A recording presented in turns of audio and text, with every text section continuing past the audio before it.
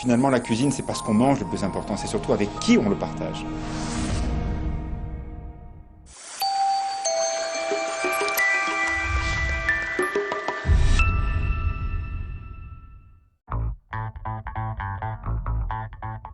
Nous sommes à La Clusaz, à la Syrie, à 1100 mètres d'altitude, en plein cœur de ce très beau massif. Il y a des montagnes, il y a des jolis chalets, des touristes, des gens du pays, et ce village où tout le monde aime se retrouver. Quand on voit dans des stations beaucoup de bois blond, des greniers, c'est l'architecture cathédrale de ces fermes à clés ou à colonnes. On en retrouve dans la vallée d'Abondance, dans Beaufortin, mais surtout dans les Aravis. Et c'est pour ça qu'ici, à la Syrie, on retrouve des collections d'objets, du bois partout, une occasion de se retrouver, de partager des moments très chaleureux. Quand on pense à une Syrie, tout de suite c'est l'odeur. Parce que voilà, c'est le bois, c'est le travail, c'est des histoires d'hommes qui partagent aussi un verre de blanc après avoir beaucoup travaillé. C'est un endroit aussi où on imagine la maison de demain, où on va retrouver un petit espace. Et c'est assez logique finalement qu'un restaurant ait été conçu dans une scierie. Parce qu'il y a beaucoup d'espace, il y a beaucoup de coins où on peut se retrouver comme ça à 2 ou 3 pour boire un verre. On peut bien sûr aussi déjeuner ou dîner sur ces grandes tables d'hôtes très massives, toujours du bois partout. En fait, la Syrie, c'est une histoire de matière. François est un enfant du pays, un chave, un cluse, tout dépend quelle appellation on donne. Ici à la Clusaz, ce sont des surnoms plus ou moins sympathiques. Il aime mélanger des personnes qui ne se seraient jamais rencontrées en dehors de la Syrie. Le carreleur, le moniteur, le perchman et aussi ces touristes chics, parce que la Clusaz devient aussi une station haut de gamme. Et chacun arrive à se retrouver autour du bar, le lodge à l'extérieur, avec des jolies choses, car François aime bien manger, boire un petit peu aussi et faire la fête. Ambiance à la Syrie. Bon, il y a toujours du monde dans cet endroit. C'est le calme avant la tempête? Le midi, ça dépend des fois. C'est vrai que tout dépend des périodes. Il y a des fois où on va beaucoup bosser, d'autres fois non. Donc on ne peut jamais trop savoir. Le soir également, mais le midi d'autant plus. Pour vous voir en vrai, il faut venir la journée ou la nuit, Fabienne? Alors pour me voir moi en vrai, la journée et la nuit. Pour voir François en vrai, la nuit. La nuit? Ouais. C'est un oiseau de nuit? Ouais, un petit peu, oui, quand même. Ouais, bah de par le boulot aussi, hein. Donc, mais ouais, un petit peu quand même. Normal. Vous êtes rencontrés à 18 ans, barman à la Clusaz, chic. Et puis voilà, une Lyonnaise qui arrive là, elle n'est pas repartie. Ah, je suis un peu repartie quand même, mais après j'ai trouvé du boulot ici et puis voilà, ça s'est fait tout seul en fait. Pourquoi ça a matché? Oh, je veux dire un truc romantique parce qu'on s'aime, forcément. Voilà, ouais, super. Gentil, mais un peu de caractère quand même. Oui, mais il moi, assume en plus. Ouais, il assume, mais moi aussi en fait, les gens pensent souvent que j'en ai pas, mais si, on a juste deux caractères qui vont bien ensemble, tout bêtement. On s'est bien trouvé. Vous décidez tout le temps à deux. Toujours, on essaye de réfléchir à deux cerveaux qui travaillent, c'est mieux. Donc, on complète les idées de là, complète les idées. Voilà. C'est toujours, ça donne un petit plus, quoi. Si on réfléchit tout seul dans son coin, on fait vite tout le temps la même chose. Et vous avez gagné, parce que au départ, il y avait cette histoire de bar, d'en faire un restaurant, un lieu de nuit. Dès le départ, il y avait la nuit qui venait dans le projet. Fabienne, c'est important, ça. Il voulait ouvrir tard. Oui, enfin, Tu vois? Oui et non. Il voulait accueillir ses copains tard. Ouais, et puis je pense que c'était quelque chose qui n'existait pas à l'époque en fait, quand on a monté la Syrie. Et c'est vrai qu'on s'est dit tout de suite. Les DJ, on a commencé les DJ, les premiers qu'on a fait venir des DJ, les gens ils nous ont pris pour des fous, quoi. Ah ouais? Ils ont dit qu'est-ce que c'est que ce bordel, il y a de la musique, on n'a pas, moi je suis même la musique un peu forte des fois. Aller au restaurant, des fois on mange super bien, mais si c'est tristoun, c'est tristoun. Quand on va chez Marc Vera, il y a une ambiance. Hein, les serveurs, ça bouge, il est là, voilà. On aime bien. Donc moi je trouve que dans la gastronomie, il faut qu'il y ait de l'ambiance. Si on va et qu'on s'installe à une table et que c'est tristoun, bah on s'embête, on s'ennuie. On a vite fait de passer, on mange bien, mais on passe pas il manque un petit quelque chose. Alors moi j'aime bien quand il y a le petit quelque chose en plus.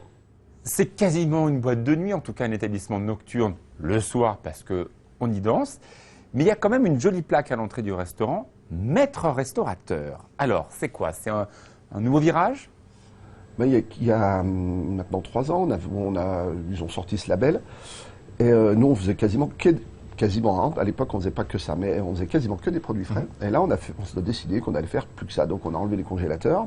On fait tout nous-mêmes, en fait, de A à Z. Donc, on n'achète plus de produits finis, par la charcuterie, bien sûr, fromage, mais sinon, on travaille tous nos produits nous-mêmes. Ça veut dire ça. Mais Fabienne, ce label, ça veut dire aussi accueillir ces clients qui veulent ça. C'est-à-dire, je mange dans une adresse sérieuse. Il y a du nappage, il y a des arts de la table. C'est aussi des codes qui ne sont pas toujours les mêmes que ceux de la fête et de la nuit. Non, mais je trouve que c'est justement ce qui est difficile dans la série. Et c'est aussi ce qui est intéressant, parce que c'est vrai que les gens qui travaillent ici, moi y compris, on est intéressés par ça. C'est pas juste porter des assiettes d'un point A à un point B, c'est expliquer aux gens ce qu'il y a dans l'assiette, avoir une démarche d'expliquer que parfois il n'y a pas certaines choses parce que c'est pas la saison, et ça parfois les gens l'oublient un petit peu. Et puis c'est la qualité du service aussi, et je crois que c'est vraiment aussi ce que viennent chercher les gens, c'est pas seulement faire la fête. On peut prendre une sole, un super plat, et une demi-heure après être debout sur la table en train de danser. Voilà. Quel est le moment où vous arrivez à prendre un peu de temps pour vous et dire, voilà, ici c'est beau, on est à la Clusaz, on est à la montagne, c'est des métiers durs, mais quel bel endroit. Vous arrivez à être un peu contemplatif? C'est assez souvent quand même, parce que c'est vrai qu'il suffit, mettons qu'on finisse le service de midi, et on se dit, tiens, si on allait boire un verre sur les pistes, on y va, et là d'un coup, moi c'est ce que j'ai apprécié tout de suite quand je suis venue m'installer ici, c'est que la moindre demi-journée de congé, ou même l'heure qu'on peut passer, on a l'impression d'être en vacances. Tu profites un peu de ton village? Pas beaucoup, mais oui, de temps en temps, souvent, le midi, on peut aller manger, comme disait Fabien, on peut aller manger sur les pistes. On peut, il y a des belles affaires. On va, ou le soir, on va manger avec notre fils, on va manger au vieux chalet, on peut s'évader, on peut passer des super moments à la Clusaz. Parce qu'on n'est pas loin, on est au centre du monde.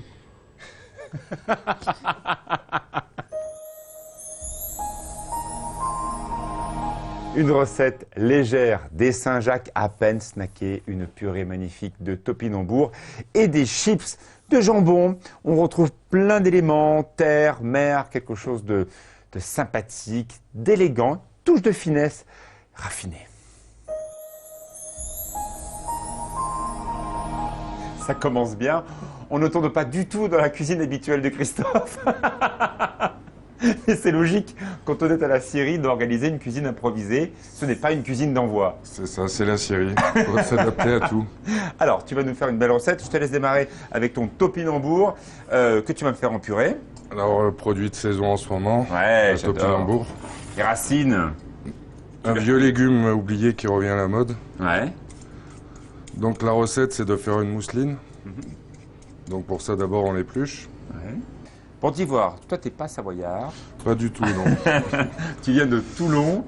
Et C'est ton ça. fils est un fan de ski. Le ski freestyle, oui, c'est pour ça que je suis venu à la Clusaz. Pour ton gamin? Pour mon gamin, ouais, parce qu'il a appris que en fait, Candide Tovex était de la Clusaz, donc il a voulu absolument qu'on monte à la Clusaz. Non mais attends, t'es le papa en or quoi. C'est C'est-à-dire ça. que le gamin, il adore le ski. Toi, tu quittes la mer Méditerranée, tu quittes tout ça pour ton gosse, pour venir vivre là où est Candide Tovex. Ouais, c'est un peu fou, mais bon, moi aussi j'aime bien la montagne. J'aime bien, je fais C'est du une super snow histoire. depuis 10 ans. Ouais. Tu l'as dit ça un jour à Candide? Oui, Il vient souvent ici à la Syrie. c'est un très bon ami à François, donc on le voit souvent. Et il voit souvent le petit, ils partent skier, des fois ils vont skier ensemble ou quoi. Donc par la suite, on coupe la topinambour. Plus on va la couper, on va dire petite, plus vite elle cuira. Oui, bien sûr. C'est la logique des maîtres restaurateurs. C'est un véritable label qui est accordé aux personnes qui aiment les produits, qui travaillent tout sur place, parce que tout est fait maison. Tu as fait tes topinambours. Maintenant, donc, la suite, c'est le montage, évidemment, de la purée. Donc on va Monte ta lancer purée. notre purée de topinambour au beurre. Ouais. Je suis un amoureux du beurre. Ah bon, t'es toulonnais? Ouais. L'huile d'olive, pour moi, c'est juste pour, on va dire, les poissons. Et c'est certains tout, hein. légumes. Et... En fait, t'adores la Savoie, parce que finalement, cuisine au beurre et c'est parti, hein. Ouais, dans ma famille, on cuisinait beaucoup au beurre, donc... Tu montes ta purée, t'as fait un bouillon, tu fais ton bouillon, oui, après, on va mouiller avec un bouillon de volaille. tu mouilles à hauteur, tu laisses Ouais. réduire. C'est ça. Ça cuit à peu près environ 35-40 minutes. Quelque chose d'homogène qui permettra après de monter ta purée, que tu vas émulsionner, hein, on l'a dit tout à l'heure. Hein. Ouais, Tu montes en mousseline. en mousseline, oui. Ok, parfait. Soit avec un bas mix ou soit avec un robot, comme on veut. Une cuisine minute, forcément, c'est ce que l'on voit avec les Saint-Jacques. Je te laisse donc les snacker. Tu mets un petit peu d'huile, Oui, huile d'olive et fleur Ok. de sel. d'accord. Tu fais parfois aussi avec un petit peu d'huile de noisette, ça va bien avec la Saint-Jacques aussi. Surtout quand je le fais en carpaccio, on va dire. Ça marche bien. Hein. Ouais. Bon, on l'avait à la carte, là, justement. Ouais, tiens. Noisette, huile de noisette, avocat. Allez, on te suit. Donc, un peu de poivre. Ouais. Ah, t'as pas peur que le poivre torréfie un petit peu Non, je sais qu'il y a des chefs qui sont pas tous d'accord là-dessus. Il y en a qui veulent toi, pas. tu aimes bien? Ouais, j'aime bien Ok, le poivre. bah, Ouais. vas-y. Allez, température, chaleur. Oh, comme ça, vu de nez, combien de temps ta cuisson? Oh, Une 3-4 minutes. De chaque côté, ouais. Ça fait 2 minutes par côté. Donc, en attendant, on réchauffe notre mousseline de topinambour. Ouais. Donc voilà, nous avons une belle coloration comme ça. Donc les feuilles de chou de Bruxelles, juste au beurre. Pareil, pas très longtemps pour qu'on garde un peu du craquant. C'est prêt. On va dresser tes Saint-Jacques. Donc, on l'a dit, une 30 par côté, 2 minutes grand maximum. Ton montage, d'abord la purée en dessous. Donc la mousseline de topinambour. Ouais. Mousseline, c'est vrai qu'elle est plus légère qu'une purée, exact.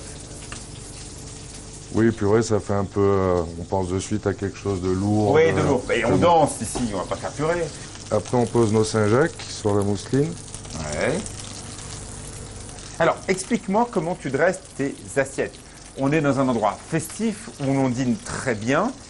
Tu es quelqu'un de structuré ou tu aimes une petite folie dans l'assiette, des choses marrantes ou pas? Oui, non, on essaye de... un peu comme la maison, que ça soit joli, mais avec des fois un peu d'excentricité. Ouais.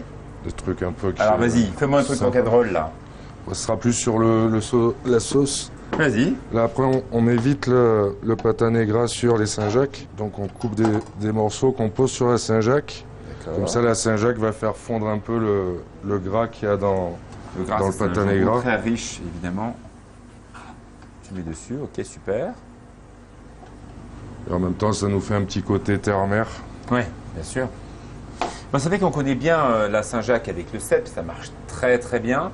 Je ne connaissais pas la Saint-Jacques et le jambon, c'est une très très bonne idée. Avec le lard aussi, ça marche bien. Alors, c'est vrai que du chou ou de la chicorée, c'est vrai qu'une feuille d'endive, ça marchait bien. Une petite laitue rouge, ça marchait bien aussi. En fait, à la base, j'aime pas le chou de Bruxelles parce que c'est trop amer. Ouais. Et puis un jour, j'ai eu l'idée pour faire goûter à mon fils, de le mettre en feuille comme ça. Il y a toujours ton fils qui ressort quelque part, hein? Ah oui, il est très important. C'est vrai? Ouais. Tu fais quoi dans la vie, ton fils? Bah, il skie. Pour l'instant, Ouais. il a 10 ans, là. Donc il va à l'école et... C'est un changement de vie pour lui aussi, hein? Ah ouais, mais là, c'est un changement de vie qu'il a apprécié, parce que lui, il veut plus partir de la Clusa. Ah, il va rester là. On verra. Il Mais sera pour chef à la l'instant, Clusa pour essayer avec son fils. c'est ça. C'est sympa, ça. Ouais. Donc après, on râpe un peu de truffe dessus. Et là, c'est vraiment plus le début de saison. C'est la première. Et après, on rajoute un petit jus de viande. Toujours pour rappeler le côté terre-mer. Jus de viande avec la Saint-Jacques, c'est un mariage qui marche très très bien. Ça fait une très bonne liaison, hein.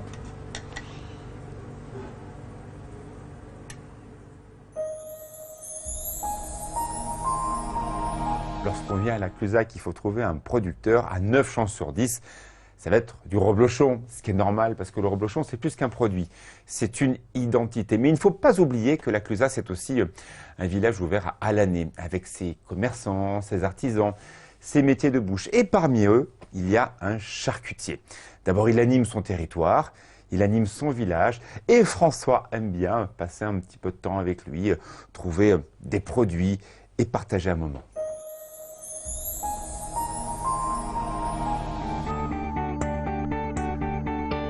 Alors en fait, cette passion, en fait, elle s'est construite. C'est-à-dire que moi, même mon père, en fait, faisait partie des dernières personnes qui tuaient les cochons donc dans les fermes et qui travaillaient donc la viande. Même si après, on va dire que j'ai changé un petit peu de cap. Et les circonstances ont fait que, pourquoi, comment, j'en sais rien. En fait, je suis revenu dans la charcuterie. J'ai un peu une particularité, c'est que je reste ouvert donc toute l'année. Parce que mine de rien, il y a des locaux. En plus de ça, donc j'habite ici. Je suis vraiment du coin. Mine de rien, ça crée des relations, ça crée des contacts qu'on n'aurait pas pour être à l'extrême dans les grandes surfaces, quoi. Je me suis encadré de personnes en fait à qui je faisais totalement confiance et qui m'ont suivi et qui me permet d'avoir des produits qui se démarquent totalement en fait d'autres personnes qui font également cette activité-là. C'est-à-dire que ce sont des personnes en fait qui sont également amoureux du métier. On discute, on dialogue, on élabore des produits ensemble suite à des discussions, parce que bon, comme je dis, c'est des amis. Ça en sort des produits avec des petites saveurs comme la viande des aberrieux, tous ces petits produits-là. Sur les marchés, au fil des personnes qu'on rencontre, les anciens qui racontent leurs histoires, et petit à petit, en fait, on récupère un peu ces petites recettes en fait qui sont perdues. Et il y a des petites touches en fait qui reviennent, qui viennent épicer un peu, on va dire, les recettes traditionnelles, et qui plus tard me permettront certainement en fait de sortir des petits produits très très sympas, quoi. C'est vrai qu'au fil du temps, on a tendance à oublier la vraie raison pour laquelle la charcuterie s'est plantée en Haute-Savoie. Anciennement, dans toutes les fermes, il y avait 1, 2, 10 cochons, et donc eux, le seul moyen de pouvoir conserver leurs produits, c'était glisser les morceaux de viande dans le sel et les faire sécher. Après, au fil du temps, c'est vrai qu'il y a la commercialisation qui est venue, mais à la base, ça restait vraiment le moyen de conserver la viande pour toute la famille, en fait.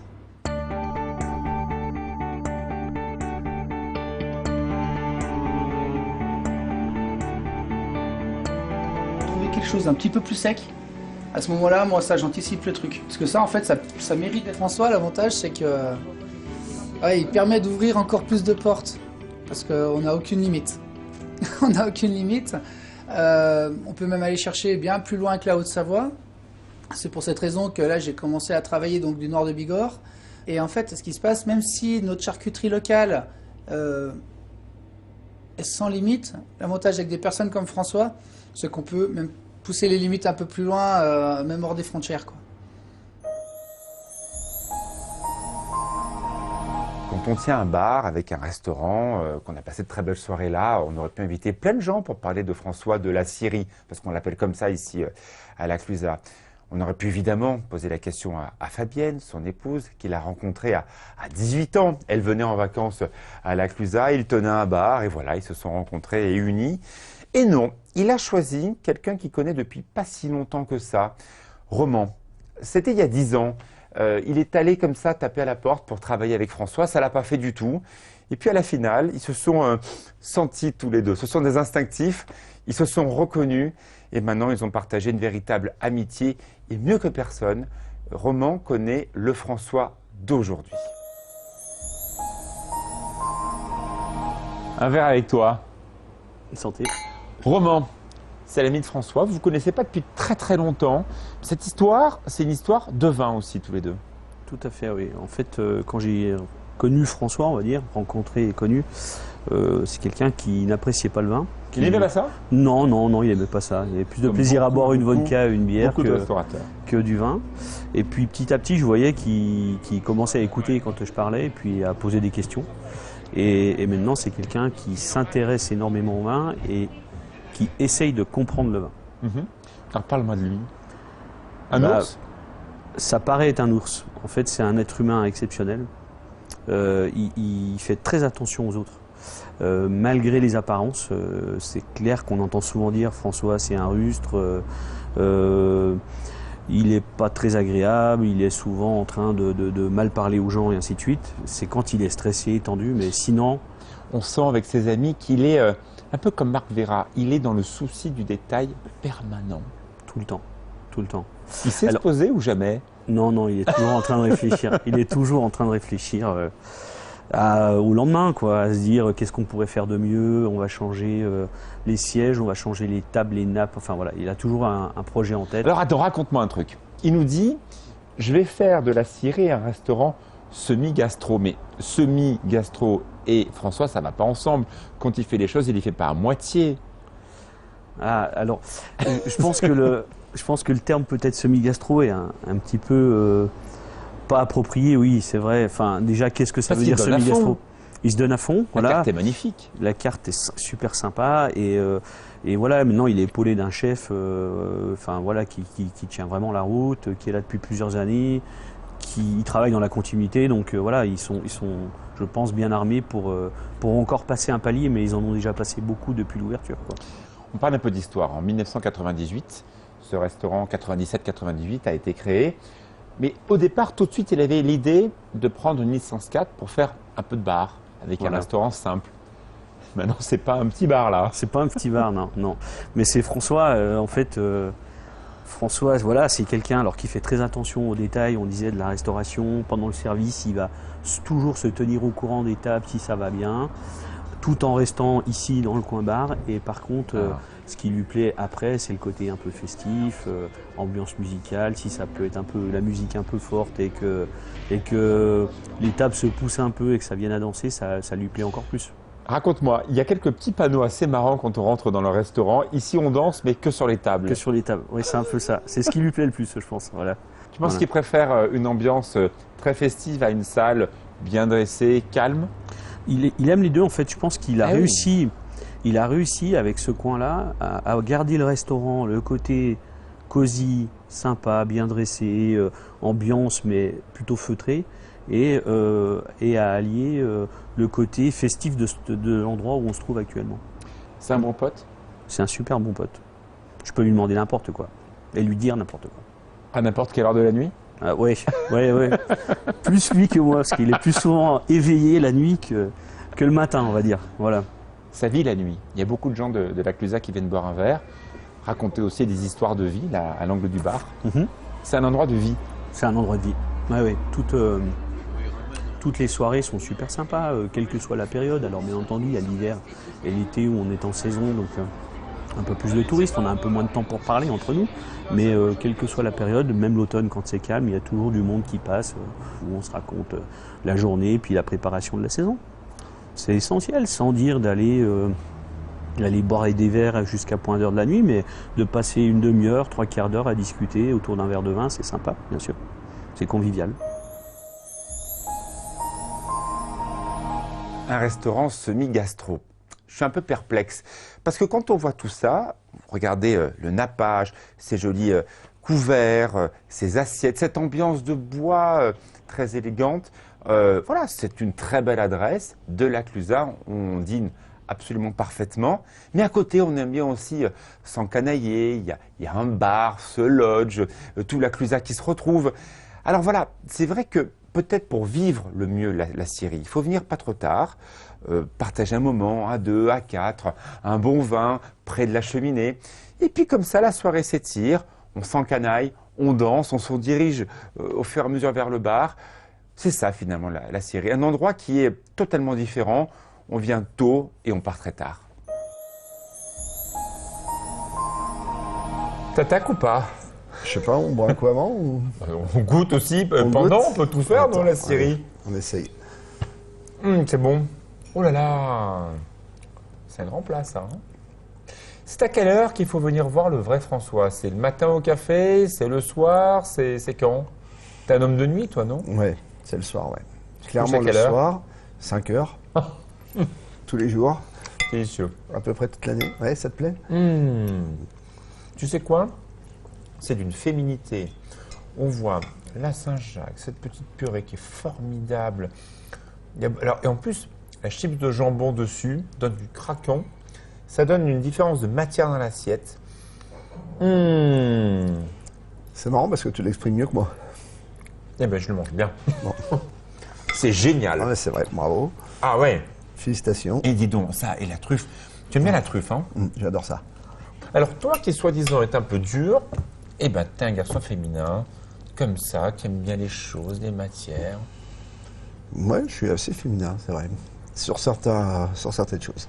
C'est ce que tu veux montrer à la Syrie. En fait, c'est une très belle adresse, c'est un semi-gastro, on y boit du bon vin, de la bonne musique.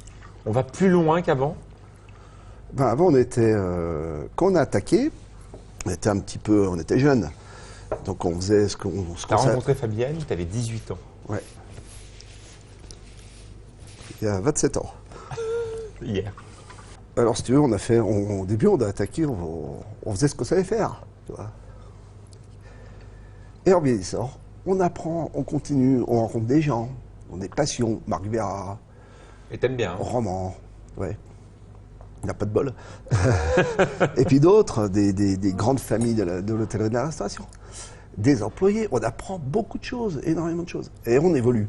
Voilà. Le vin, c'est une évolution. La cuisine, on a été une autre avec Christophe Jorbier, mon chef. Voilà, on avance.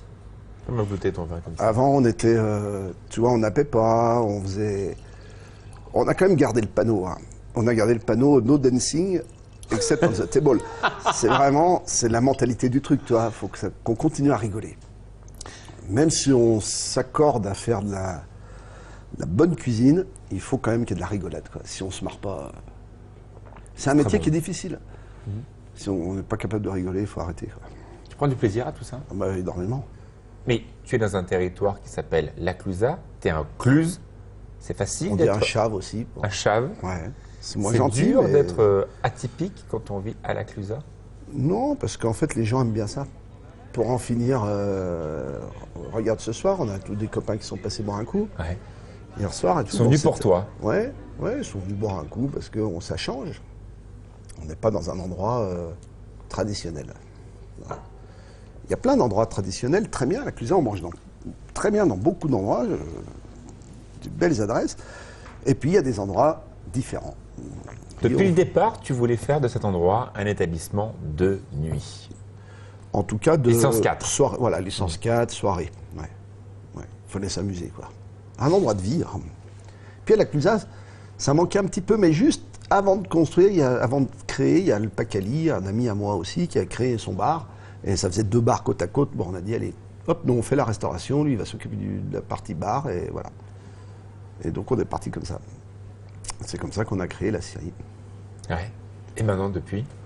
Ben, depuis l'évolution, comme j'ai dit, hein, on a bien changé, on a évolué gastronomiquement, et puis on a fait aussi une petite partie un peu plus bar, justement, où on revient un peu à mes origines, où là on fait un peu plus festif. Surtout pour les gens qui sont là. On ne veut pas accueillir les gens de l'extérieur. On veut accueillir les gens... Non, mais de l'extérieur, Tu je te rends comprends, compte de ce que je tu comprends. dis? On ne veut pas accueillir les gens qui viennent pas manger chez nous. Ouais. On veut les gens qui viennent manger. Voilà, On passe la soirée un chez toi. couple, ils viennent, ils arrivent, on les installe, ils boivent l'apéritif, tranquillement, c'est très calme.